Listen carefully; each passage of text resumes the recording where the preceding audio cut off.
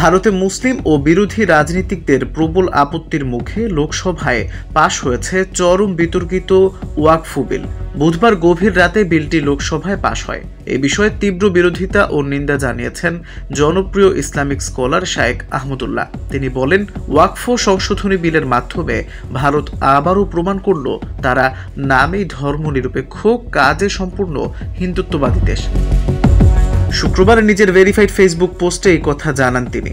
Facebook পোস্টে শায়েখ আহমদুল্লাহ লিখেন, সচেতন মানুষ মাত্রই জানেন মুসলমানদের ধর্মীয় ও দাতব্য প্রতিষ্ঠানগুলোর সসম্মানে মাথা উঁচু করে দাঁড়াবার একটি শক্তিশালী মাধ্যম হল ওয়াকফ।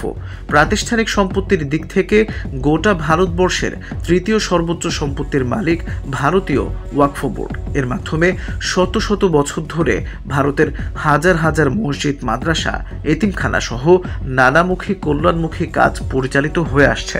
এটা ভারতের মুসলমানদের ধর্মীয় স্বাধীনতা এবং সামাজিক অধিকারের বিষয়। কিন্তু সেই অধিকার খর্ব করার জন্য কেন্দ্রীয় ও রাজ্যের ওয়াকফ বোর্ডে অমুসলিমদের ঢোকানোর নতুন আইন পাশ করেছে ভারত সরকার।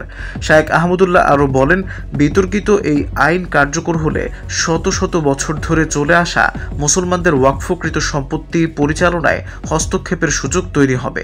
মসজিদ, মাদ্রাসা, এতিমখানা সহ বিভিন্ন ধর্মীয় প্রতিষ্ঠান তাদের স্বকীয়তা ও ঐতিহ্য হারাবে।